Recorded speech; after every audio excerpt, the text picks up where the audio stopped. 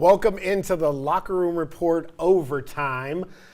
Big night, Region Championship basketball. Huge She's night. Mackenzie Blaze. I'm Aaron Mukes.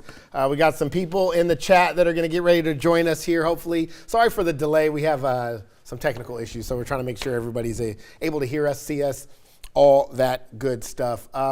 Blaze, big week for high school basketball around South Georgia. Some upsets, some surprising finishes, and some things that we expected as well. I mean, it was great. I was over at Westover. Westover wasn't playing tonight. I think you've rubbed that in mine and Morgan's face. Yes. Sorry, Morgan. One more time. So sorry. You had a really good week of really close games there. A couple of fantastic finishes last night that we talked about. And then again tonight, Monroe coming out on top. We're going to get to those highlights and all that stuff. But I want to start somewhere where we didn't get to in the Locker Room Report. A big win for the Sherwood Christian girls tonight. I'm gonna have Marcus bring up the video here. We're just gonna kind of talk over as they start to celebrate towards the end. But they beat SGA, who was in the state championship a year ago. They go and they win a region championship. Big time win for the Lady Eagles, as you can see. Coach Kenny Roberts there, cutting the net like he just wants the NCAA tournament. And then after the game. Their leader and their head coach spoke, so let's take a listen to what their thoughts were. I think we just came out and we really played our hardest because we knew we could win, so we just needed to have confidence, and that's what we had. So. Well, we started off kind of slow this season and just told the girls to keep grinding, that we would need all of December to catch up. We just have such small numbers right now, and boy, they just stayed consistent, kept coming. Kept showing up, kept working really hard. We're very coachable. And then as we moved into our region play, they have just really committed to each other. They're in unity. They're playing really hard, communicating well, playing very hard for the coaches. And they're just becoming better basketball players. Our entire team has gotten so much better. I think we're about 10-2 since January 10th. The perfect time of the season to really come together and play well. So proud of these girls. Coach Roberts, great guy, first of all, and his son's really good at football. But also just a great win for Sherwood Christian. They continue to build that program. It's such a small community, right? But they make an impact every time they're on the floor. I mean, like Coach said, they're playing their best basketball right now. And SGA is no joke. I mean, you got KJ Span and Ava and a lot of those girls. I'm drawing a blank. I don't know why, but those that have been in a state championship before. Yeah. And for them to come out and play the way they did, and they almost beat them earlier, or they did beat them earlier this year, and then they come back and beat them in a region championship game, it's pretty special. It's huge. We had a lot of action right here in the Good Life City. I was at ASU. You mentioned you were at Westover. We have to start with, first I want to kind of recap last night, or talk about last night. Doherty's big win over Westover. One of the best basketball games I've been to. I think when you look at how young this Doherty team is, and what they wrote, Coach Noel in the first season, a lot of freshmen, sophomore, and juniors, to go into the Garden and get the win over your former head coach you worked for in Dallas is pretty special. But, I mean, again, Westover, we know how good they are. That's a really good basketball team. You said they didn't play well in the first half. They were sloppy the first half. They picked it up. What about Doherty stood out to you the most?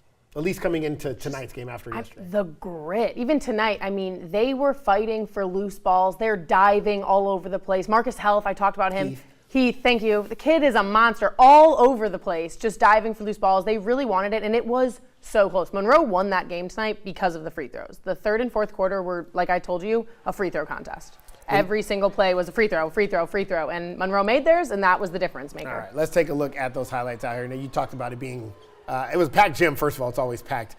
You talked about Marcus Heath and his ability to get to the rim like that. But there's one man on Monroe that they really rely a lot on, and that's Braden Burns. Yeah. Talk a little bit about what you've seen from him the past 2 days. I mean, you could quote me on this. Nasty. Like, he was everywhere. Like, he had 20 points tonight, 12 of them on free throws. I think I only saw him miss 1 or 2 free throws. He was incredible. But last night was just a show. 20 points, 18 points? 18 or 20, don't quote me on that. But he was just incredible. I mean, he really is the glue to the team. And you heard Coach at the end. I don't know if we'll play the stop, but he was talking of just Burns has been their guy all year long, and he really did not disappoint this week. It feels wonderful, man. to kind of lose the experience we had last year, coming down with a young team, and we put Braden Burns put us on his shoulders all year long. It's a wonderful feeling, man, to see this young group grow this much and get this. He talked about putting him on his shoulders and growing.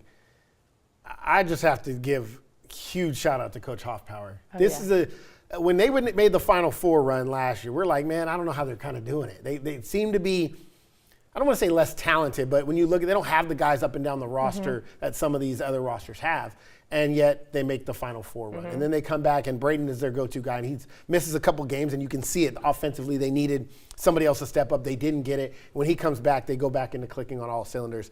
The job that Coach Hoffpower has done over the past couple of seasons, I don't think you can speak enough about it. No, and you could tell these guys, they love each other. They got all the love for each other. They're brothers at this point. They were picking each other up. They were laughing, even when maybe you shouldn't be laughing. It was lighthearted, and it showed today. They were on fire. Well, only Morgan and Janier are in the chat. Hi, Janier. Hi, Janier. Nice to see you. And Sam, let's go Monroe, always talking. Oh, yeah, Monroe. Drop your teams in here. Who are you guys waiting to see? We're going to get to some of the other highlights and stuff. But what teams are you most interested in? I want to see kind of where everybody's excited. I have to talk about the Mitchell County Eagles. And again, Coach Haynes, I'm going to give a lot of credit to coaches tonight. I think there was some coaches that did more with less that I'm really impressed by. Coach Haynes was one of those. Mitchell County is a team that's lost a number of talented athletes over the past couple of seasons, but yet they continue to just show up and end up in championship games for whatever reason. And this Seminole County team only had one loss.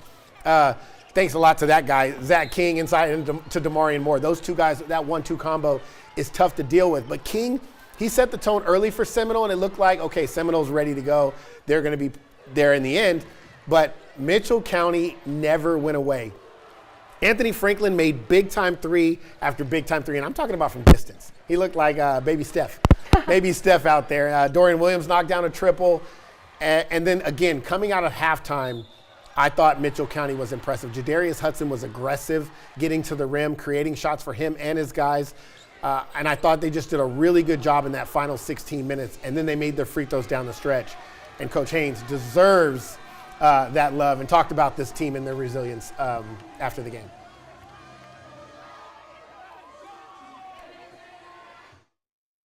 My guys, they competed, man. They competed. We trust the process.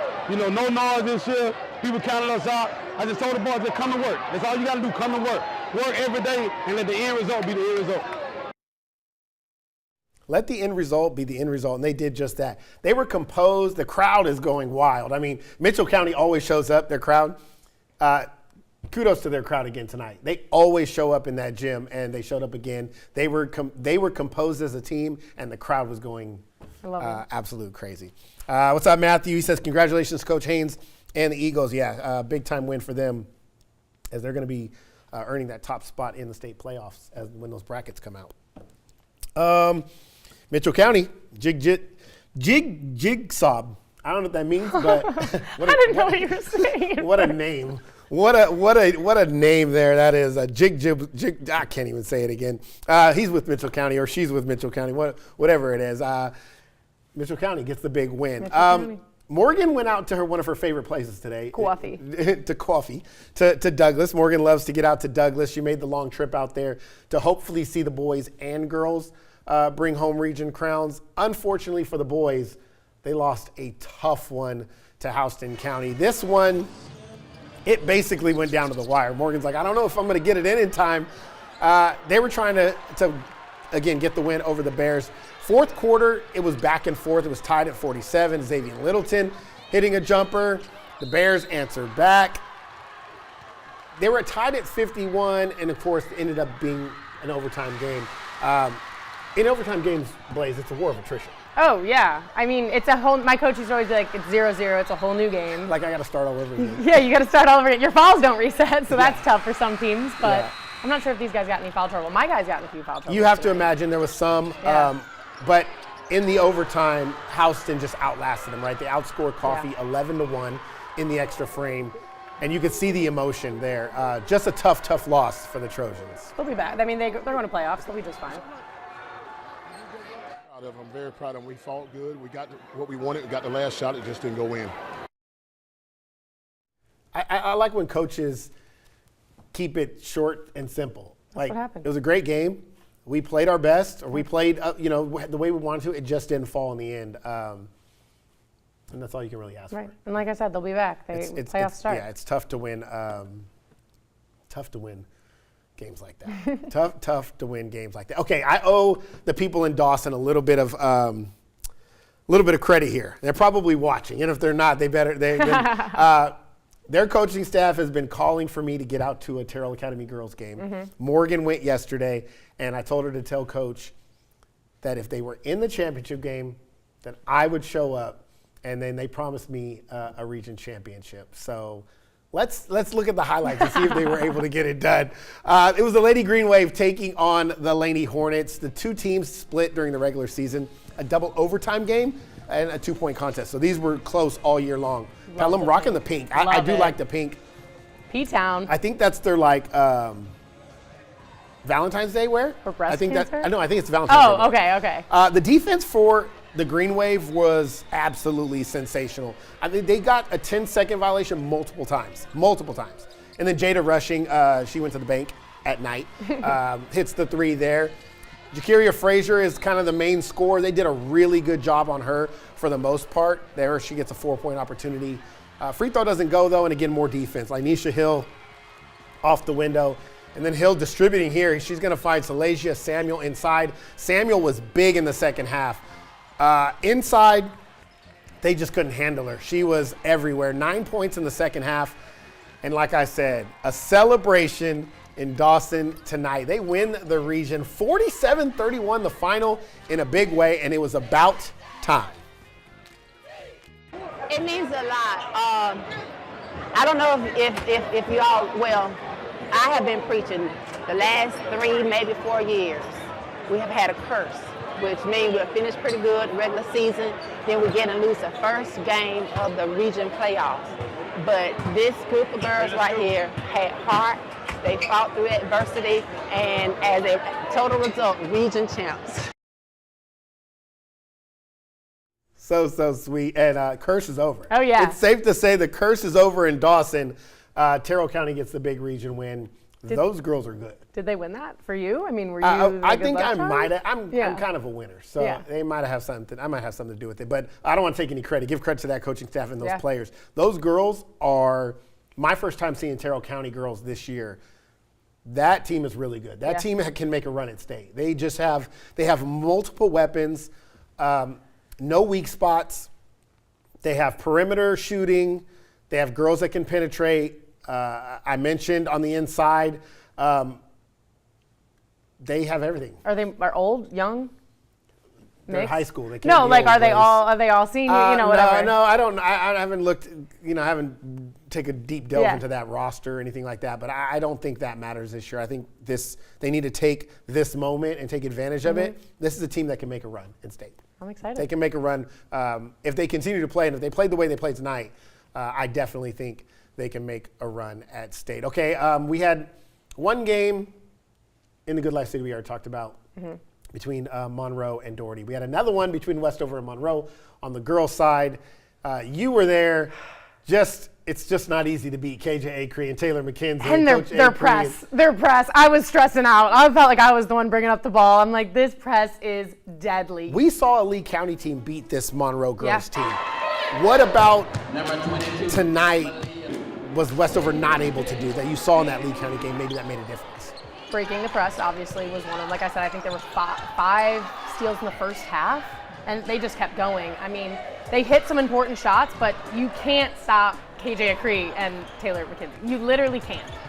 It's just they're different. I told you, she's like, to me, she's just Giannis. And she's so nonchalant about it. Like, she dropped like 32 yesterday. She always drops 32. She was just cool with it. Yeah, it was crazy. They're super fun to watch. I think when Taylor is engaged in the game and playing to her potential, this team is like almost impossible to beat. Because when she's knocking down shots and she's engaged, they have the inside out. They have, forget about it. They have everything you need in a team.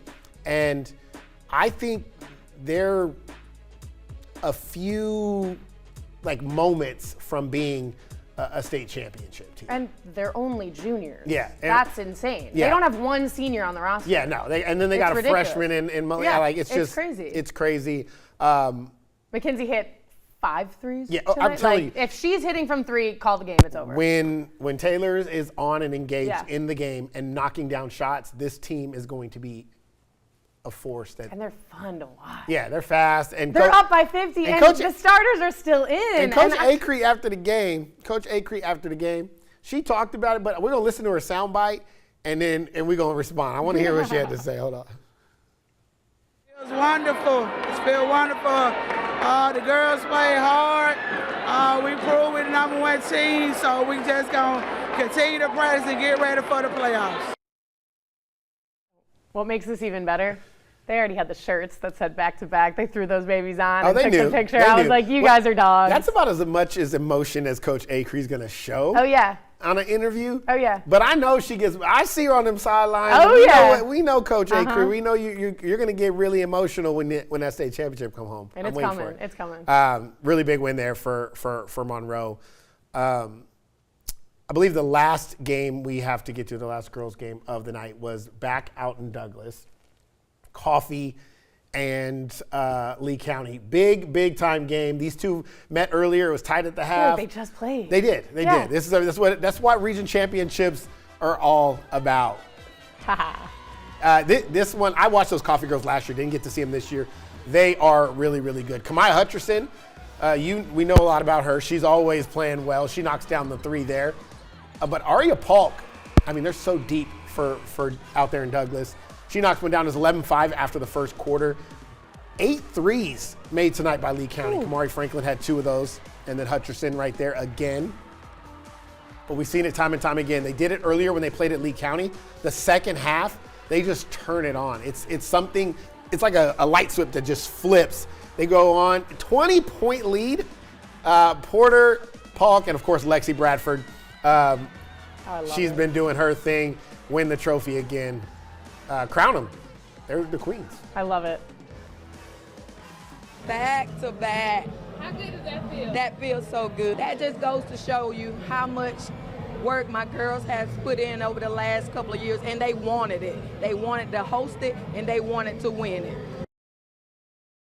Big win there for Coffee, back-to-back region champs. They also have a chance to make a nice deep run. I know they were disappointed. They were really young last year. They were disappointed in the early exit in the postseason. I think they're going to come back ready to go in the state playoffs. What up, Coach Acree? Yes, I know. Shout out to you. Hey, I love it. I'm glad you guys got it done. Congratulations to Monroe. Both the boys and the girls. We didn't even mention that. Back-to-back. Back-to-back.